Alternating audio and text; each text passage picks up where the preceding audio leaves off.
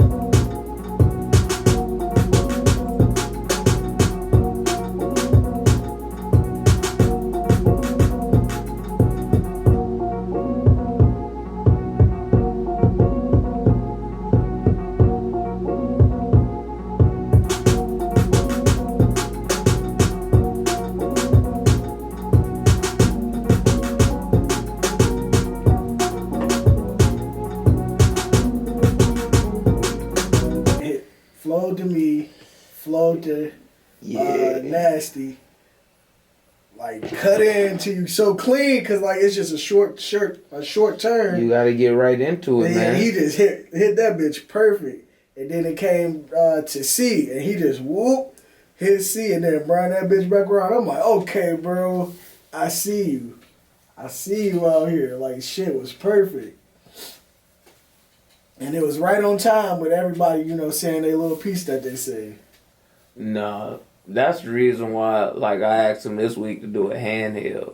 Because I was just like, you getting good with the gimbal, sliding that bitch like that. Mm-hmm. Like, you going to do a handheld and it's going to be even smoother and quicker. Like, he was even zooming in on shit and shit like that this week. It's a whole, like, I'm just like, this, every time every time I ask him to do something, he just elevate the game a whole nother level, G. So it's just like it's really in that bag at this point. Right.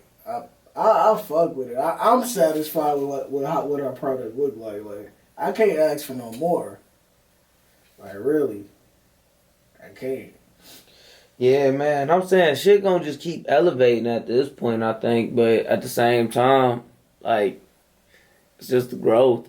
Like, we can't force nothing. Right. I think the stuff that we got kind of gonna come together. You know, we got to get tapped in. We got to get see shit the way that it got to get.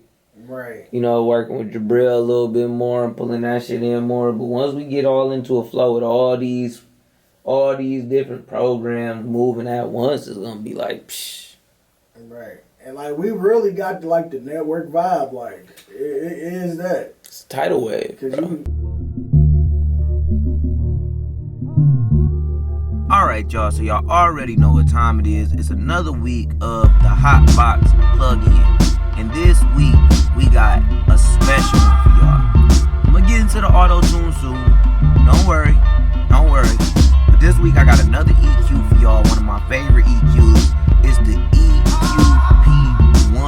The Pultec EQP1. You can get this from Waves. You can get it from TubeTech. You can get it from UA Audio.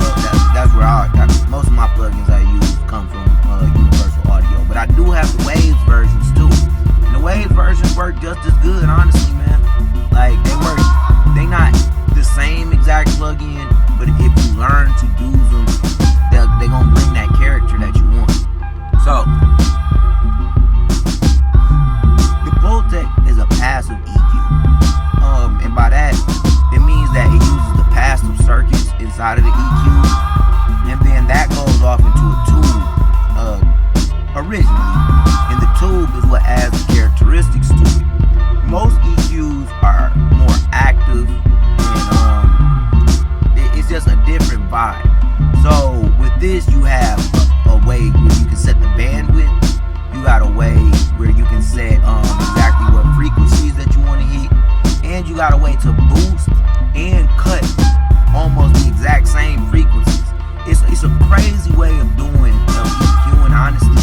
There's only a few knobs on it, but if you're looking for a specific sound, it's easy to dial it in with these EQs, man. Like with the means and stuff like that, they're a little bit more diving deep, go into them a little bit more. With the Pultec, it's more like I'm trying to dial in a sound right now, and that's all you really want to do with it.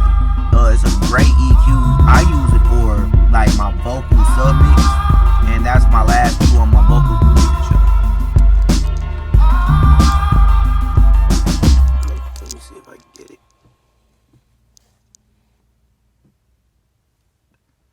Every day.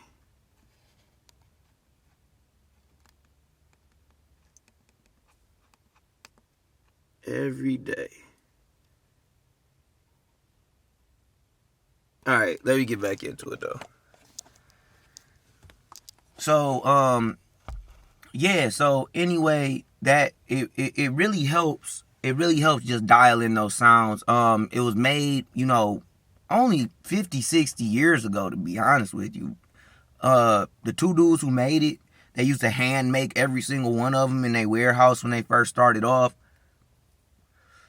So, even though it's bare bones and it kind of just came out of two dudes making this, it's withstood the test of time and is still considered one of the best EQs ever put out into the market. And if you're into actual hardware, Warm Audio makes a newer version of it now. And I believe it's only about $400 or $500. I know that's a lot, but when you get into audio equipment and you look at actual real hardware, honestly, man, $400-$500 ain't that much money. It ain't at all. And that sucks to say. But anyway, if you're looking for some EQ solutions, Pultec EQP1 is a perfect one that you can go after, man. It's been another week of the Hotbox plug-in. What's good, y'all? Y'all already know what the deal is. Special day. My man's Prestige back in the building. Back at Hey, it. this gonna be a vlog full of prestige, I guess, this time. So fuck it. But also got my man Sean Preston. Let's get Yak it. Town don't back down. Y'all already know what the deal is, G. Oh, in the house. Yeah, you know, sponsor of the great Dope World News Podcast, hosted by the great Prestige of the Prestige section. Yes, sir. So you know how it is, man. The vibes is grand in the building today. You gonna be interviewing for what is it? Pontiac Podcast Week. Yeah, he did Pontiac Drip Week. What was it, last week or 2 weeks ago? Last week. Yeah. Next week we're gonna kick off Pontiac Chef's Week. Ooh. So Hey, this will come out probably 2 weeks after that. no, we gonna do this tonight, and I'm probably gonna drop it tomorrow. Yeah. Oh, man. No, this vlog right here probably come out about 2 weeks after any of this stuff. So make sure y'all go back and look through all the archives if y'all ain't never seen none of the stuff that he done did. Make sure y'all check out the music videos he even got out there, man. Because, hey, it go a long way trying to build a brand. We all trying to build a brand, man. And pulling them together, that's just the Titans trying to defeat the gods. And that's what we doing right now, man. That's it. So we gonna get to it. Stay tuned.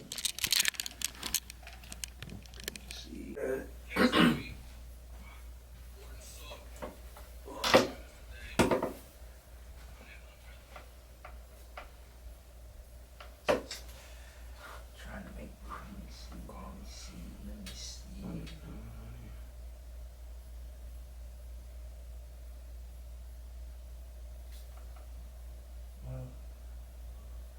What's the word? I'm trying to think. Classic hip hop albums. Classic first album. Oh, don't do this, because I gotta go. I just need two. I just need two. So you hit one. I was gonna pick Get Rich or Die Trying. You was saying like a versus type Yeah, thing? versus type thing. So we're gonna start off with Get Rich or Die Trying. Now, but this ain't like Kanye West graduation. That's a good one. But what you saying first, or we can say any? I was gonna ask y'all like who had the better first album. First album? Oh, so Kanye came with the. I was just College banging Dropout. Kanye Graduation today Wait. on my run. You talking Like, about, that would be College Dropout, right? Yeah, his dropout. Graduation was his third boy. Yeah, that was the masterpiece. Man. Yeah. Let me see, who else is it? I'm saying you could Classic go like first Drake, album. Kendrick, cause I think that's one that ain't never been talked about. Now, what like do they that. talk? What do they consider his first album? The 80, the set. What is it? Section See, 8, man, or was it the Good Kid, Mad City? I This is the consider middle it- there.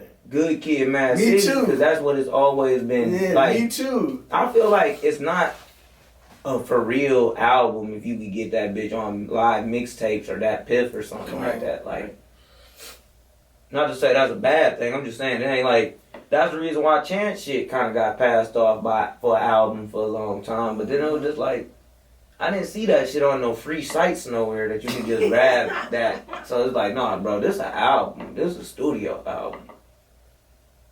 or we could probably go with eras. Like if we did in that time frame. So, Who came out with 50? so 50 was Kanye. 03. Kanye. So you yeah, got so Kanye Game. 03, 04. You got Game was 05 afterwards. Nelly. Yeah, Nelly was still popping. He was coming. Who He was still riding that momentum from Nellyville. was hot right now that was hot back then? Not Yeah. nobody really. Lil Wayne was really starting to get that Yeah, mainstream Lil appeal. Wayne. He was really About 2003, 2004. Yeah, but he really no, kicked that it- was like he kicked it over- 2006. He kicked in the overdrive in 2006 over 7 with Yeah, all Lil the Wayne crazy had already mixtapes. had albums though. Yeah, he True. did. Cause he what? Give us that. Cause he came 500 out degrees? technically. Yeah, he came out technically And before then he a lot had a of Blackout niggas. album, I think. So okay, yeah. So he was already there. Who else? Who else came out during that era? That's what I'm trying to think. Like I'm saying DMX kind of was hot during that time. Right. Early 2000s, Mhm. right there in 2000, 2001. But he ain't start. Shit, I feel like it's easier to name comedians who started at that time than it is to name rappers and shit. let's see. Nigga, shit, cause you can be like, nigga, at that time, who's coming up? Chris Rock, motherfucking At that time, all the kings of comedy. all was the on niggas that right run. now was coming up. To be real with you, Kevin Hart Kevin technically Hart, was coming up at that time. So playing. Cat Williams Patrice again? O'Neal was hot as fuck at that time. Mhm. There's a bunch of niggas. Shit, you can even throw Bill Burr into that mixture of that shit. To be real with you, shit, technically, you know, not to just keep going. Joe Rogan, all these niggas was coming up in that early 2000 era of comedy and music. Music sucked for a long time, bro. Like you I gotta was think. trying to like figure it out. But though. Atlanta was learning its place, Yeah. but Atlanta's place fucked up music for a minute, bro. Cause everybody was.